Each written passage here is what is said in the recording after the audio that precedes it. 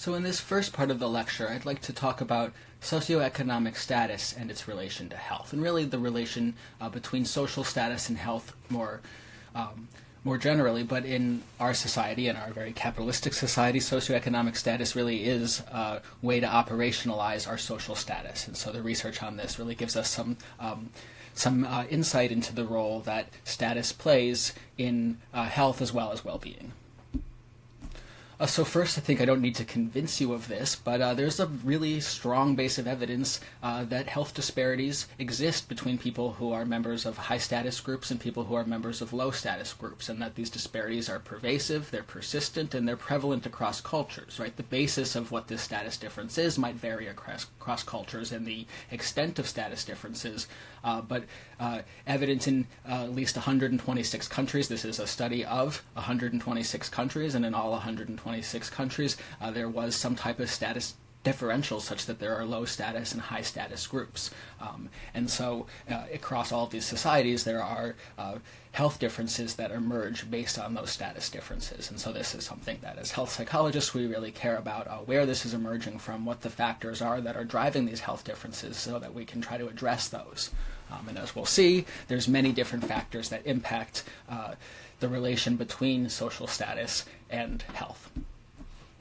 So first, there's many direct effects. This is not an exhaustive list of those, and what I mean by direct effects is that these are things about being low socioeconomic status that you may be exposed to because of that low status position that have a direct impact on your physical health, right? They don't go through a psychological mechanism.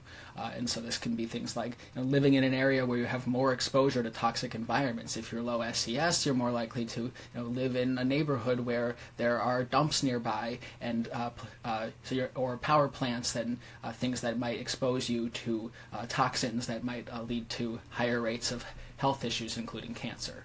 It can also relate to less access to healthy foods, or what we call food deserts. Often if you're low socioeconomic status, you might live in a neighborhood where there aren't a lot of grocery stores nearby. There may be a lot of fast food chains or corner stores with lots of snacks and things, but maybe it's not easy to get fresh vegetables, and this can be true in a lot of areas, in both cities as well as urban areas. In urban areas as well as in rural areas, if you're not growing your own healthy food, then it can be really hard to access that easily. There can also be a lack of access to quality health care coverage as well as supplemental health insurance coverage, which is relevant here in Canada. When I used to teach this in the U.S., right, this is a major issue where really you only have health coverage if you're employed, and not even all employment guarantees you that, or if you're able to pay a large sum out of pocket. It's really difficult to be insured. Here in Canada, we're really lucky to have basic health insurance, but that doesn't cover everything, and so there are health differences that can be due to inability to have certain treatments covered, as well as inability to access that even if you are covered. Particularly in some of the really rural areas of Canada, it can be really difficult to access health care, and that is related to socioeconomic status, right? And so that's an important factor to look at. But these factors only partially explain health disparities. Oh, I skipped one here by accident, but also there's a direct effect, right? If your group is experiencing direct violence, that's obviously going to have an impact on your health, right? If you're being injured or murdered because of your low status membership, of course, that has a direct effect on your physical body. And so, so this is not an exhaustive list, but these are a number of the ways in which being low status can have a direct impact on your physiology. So importantly, as we were saying before, just looking at these direct effects doesn't fully explain the impact of being a low status group member on health. And so even if we account for the neighborhood that you live in and the fact that it might be a food desert, or it might be near some type of toxic exposure, or the fact that you might be exposed to violence, even that doesn't seem to explain all of the variance. And so we can see this in studies that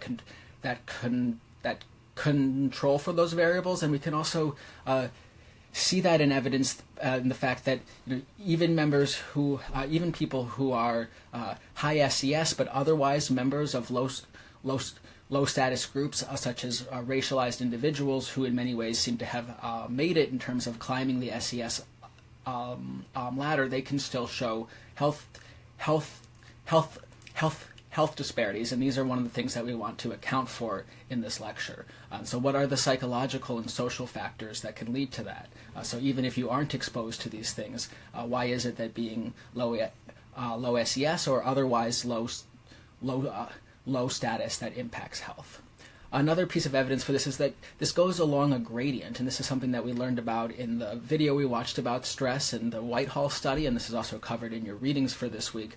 But we can see that at SES, it's not this that like you reach some type of threshold and then you're no longer exposed to these negative things that directly impact your health and then you're okay. It's that at every step of the ladder, just like those baboons, being one step down seems to have a negative impact on health. And so we can see this in this graph. This is showing the percent of people who report excellent or very good health by status. And so what we can see here is, of course, health is declining as people age. That does happen. That's part of the aging process. But more important here is the differences between these quartiles, and quartile 4 is representing people with the highest household income, and so they are more likely to report excellent health. And this is a gradient going down in the sense that the third quartile falls below that, and the second below that, and the first below that. And so it's not as if it's only occurring for the lowest SES or lowest status people. This is occurring at every step of the ladder, that there is a decrement in people's health. Another really interesting piece of evidence that illustrates that there's something more going on here beyond the direct effect is that in societies that have more inequality between the rich and poor, so more income inequality overall, have less healthy poor people and less healthy rich people, even if you match them to equally poor and rich people in a more egalitarian country. And so like what that means, if we take the example of Canada and the US, is that you could take two individuals who are equally poor in both countries and two individuals who are equally rich in both countries, and those Canadians are going to be happier than those Americans because there's less income inequality in Canada. And so there's more of a divide between the rich and poor in the U.S., and to the extent that that's true, that relates to poorer health among both the rich and poor, which is really fascinating. And so this is not just true in the U.S. and Canada. I'm just using that example here, but across nations, the more income inequality, the poorer health there is in that country, and particularly among the poor there. And part of this is just because there's more stress through that. When there's income inequality, there's a lot of strife, and I think we can see that now. I don't need to give you too many examples of that, but income inequality leads to stress on both ends of the spectrum, but particularly among those who are suffering at the bottom. And so Sapolsky talks a lot about social capital in the reading for today, and so you should definitely read more on that. But what he means here is it's really all of the good things that make you feel secure in a society, and feeling like you don't need to lock your doors, that there's others around to volunteer to help, and as we go lower with inequalities in a country, it's less likely that people have access to these things, and so social capital goes down as inequality goes up, and so does stress. Stress also goes up then. And so this brings us to really what we care about as health psychologists, is the psychological feeling of feeling poor, right? So there's really it's not just about your actual income level, but who are you comparing that to? Do you feel poor relative to other people around you? And so often people may not be actually doing all that badly, but have the psychological experience of feeling poor, and this can have an impact on health as well. And so one way we can look at this is you can think about where you would place yourself on this ladder. This is a SES ladder that is used in many different studies to get a sense of people's perception of their relative well-offness compared to other people. And so, depending on who you are and what your community is, these answers might look very similar for you, or they might look very different. But you could think about compared to society in general, how well off are you? Are you one of the worst off, or you are one of the best off? And then compared to your immediate community, so people who are right around you, are you really well off, or are you doing worse than them? And so you can think about where you might fall on that. And this is really important, right? And so I think about an example from my own childhood. I went to two different high schools, and my family was, I would say now looking back, my family was pretty well off, right? My dad's a professor, we lived in a home, but when my first high school I went to was the inner city public school, and so compared to other people there, we were extremely rich. The fact that we lived in our own house and not an apartment, and the fact that my family owned two cars put me at the very, very top of this. I thought we were super rich. And then towards the end of high school, I transferred to a private school because I was such a nerd that I was getting picked on so much. So my parents were like, better get him out of here. So they sent me to this private school. But there, my family was considered pretty worst off here relative to other. We only had one house, and my parents drove used cars, and so compared to that, I might have put myself here. And so I'm really grateful that I had the other experience first, so that I didn't turn into an ungrateful, spoiled brat and think that we were poor. But many students with the same income level as I did there felt like they were poor, and that's because of the environment around them. And so this is where I'm talking about the psychological experience of feeling poor or rich, right? And so there is an impact, certainly, of your actual income level in terms of your ability to access the resources that you need, and the neighborhood that you live in, and the toxins that you're exposed to, and your access to food. But even after that's taken account for, there's this whole other experience of how do you feel relative to those around you, and what are you comparing to? And so we may be comparing to very different comparison groups. And so in these societies that have a lot of wealth inequality, right, there's a lot of people way up there to compare to. There's also a lot of people way down low to compare to. But in a more equal country with more egalitarian income, then the difference between other people is going to be less on this ladder, and so you're going to have these less stark of a comparisons and less of this psychological stress that emerges from feeling lower down on that ladder.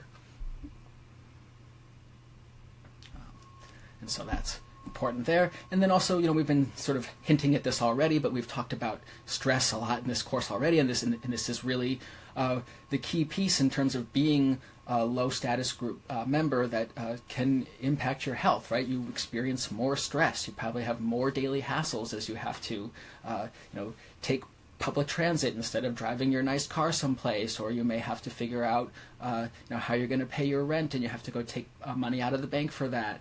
Maybe there's just a lot more things that you need to do in a given day. You can't pay someone to do that for you. You can't get someone to come and clean your house for you, right? So there's more daily hassles, a lack of control, right? You might have less control over things in your life. You're more likely to, like Sapolsky's baboons and the workers in the White House study, you're more likely to have a boss that is overseeing you, and maybe in a controlling way. You may have a landlord who's controlling what you can do in and around your home, right? There's a lot of ways in which you might lack control over your environment, and so that's another really strong source of stress. Also, you're more likely to be affected by and also be negatively affected by cataclysmic events, right? So things like a natural disaster, right? So certainly those can happen anywhere, but lower income neighborhoods are less likely to be given the resources to help to rebuild, and often they're in places where the infrastructure wasn't there in the first place to help them to be safe, and so you're more likely to be negatively impacted by those things too. And so all of these sources of stress disproportionately impact members of low status groups. And so far we've really been talking about SES and the psychology of being that type of low status, right? But we've already sort of hinted at there's lots of other ways in which you might be a member of a devalued group besides being economically not well off, right? You might be a member of a racialized group, you might be a member of a sexual or gender minority group, and so there's a lot of ways in which you might be socially devalued that could impact not only your well-being, but also your health as well. And that's really the next thing that we're going to get into in the next section.